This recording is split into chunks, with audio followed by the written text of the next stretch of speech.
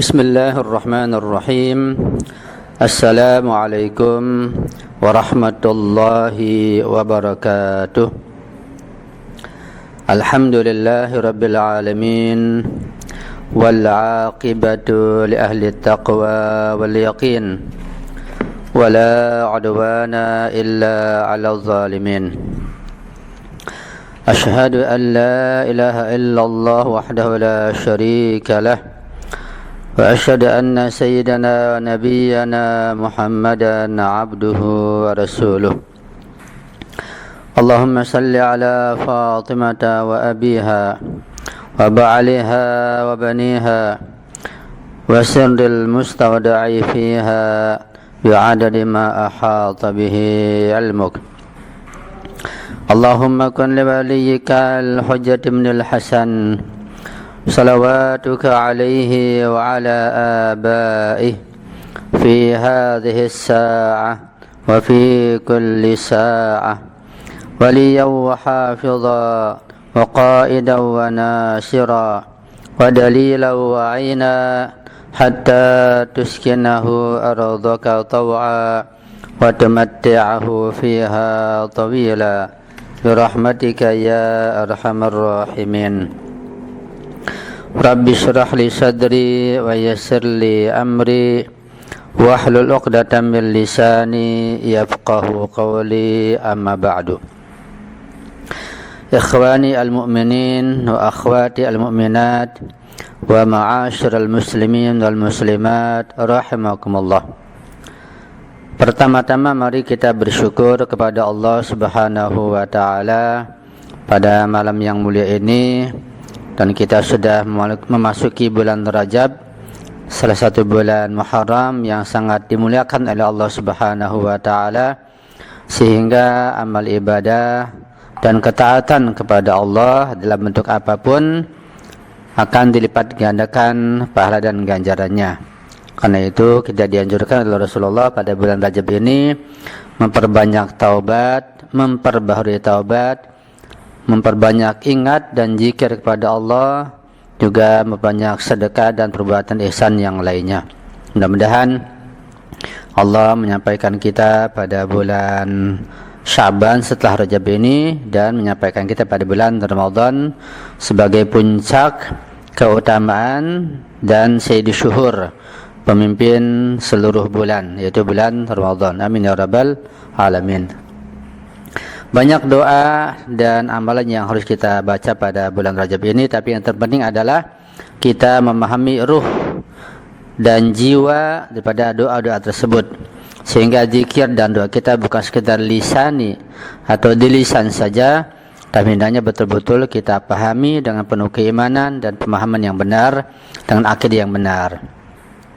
Karena zikir lisani sebanyak apapun dan sesering apapun, nilainya sangat kurang ketika tidak kita pahami dengan baik, apalagi kalau tanpa landasan akidah yang benar. Karena itu sering saya katakan bahwa membaca sholawat hanya satu kali, tetapi dengan memahami makna dan kandungan sholawat yang benar dan mengamalkan konsekuensi sholawat tersebut, salawat yang satu kali itu akan mengalahkan bacaan jutaan atau ratusan juta kali salawat. Itu pentingnya masalah keimanan, ma'rifatullah, dan masalah pemahaman tentang zikir yang harus kita baca. Dan itu pentingnya menuntut ilmu. Seperti pada malam hari ini kita menuntut ilmu yang sangat besar fadilahnya. Jadi jangan lupa, jangan hanya baca zikir, doa, dan ziarah atau Al-Quran saja, tapi yang terpenting adalah kita memahami kandungan dan makna serta maksud apa yang kita baca. Baiklah, ikhwani al-mu'minin wa akhwati al-mu'minat, kita sudah melewati bagian 1 dalam kajian syarah Risalatul Huquq Imam As-Sajjad alaihissalam, Imam Ali Zainal Abidin bin Husain bin Ali bin Abi Thalib alaihimussalam, yaitu kita telah melewati hak-hak Allah dalam beberapa bab.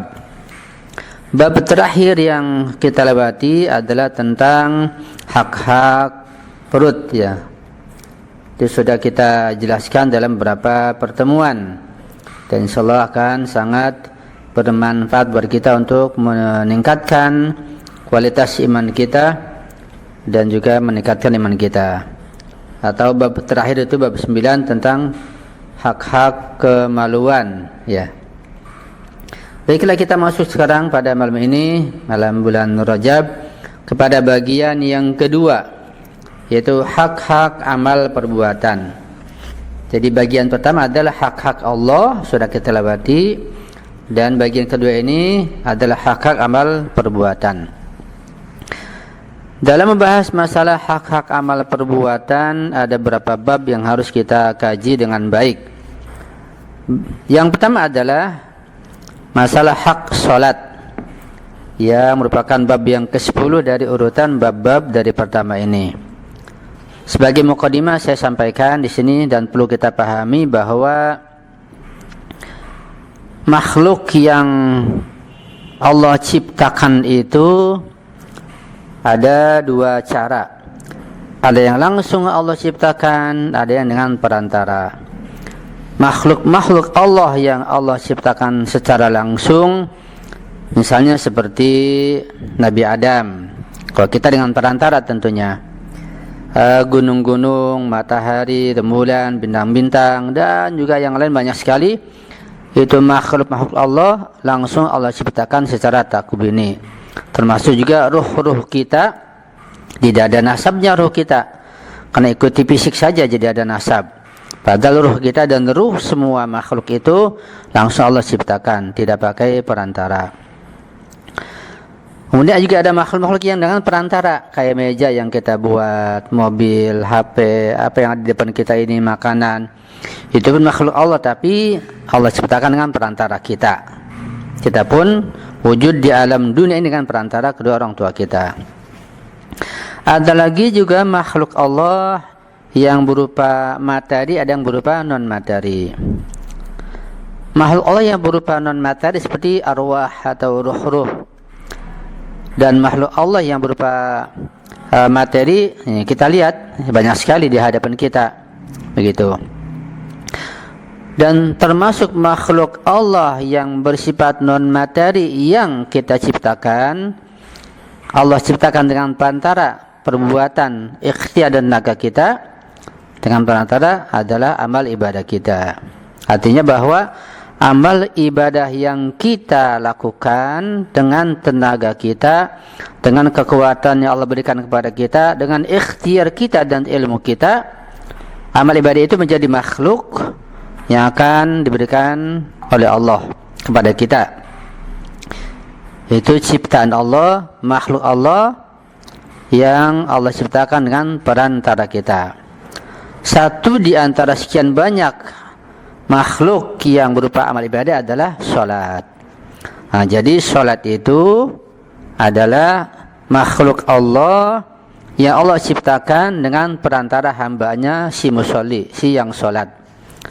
Dan hamba Allah yang sholat itu menciptakan makhluk sholat dengan izin Allah, dengan perantara kita, dengan bantuan Allah.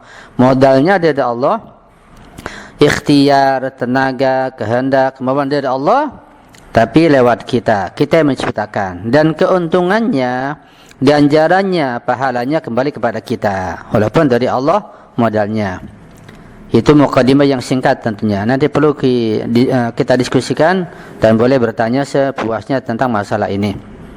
Ya, itu sebagai mukadimah. Jadi sekali lagi bahwa salat, puasa, haji, amal ibadah apapun itu kita yang menciptakan diri kita.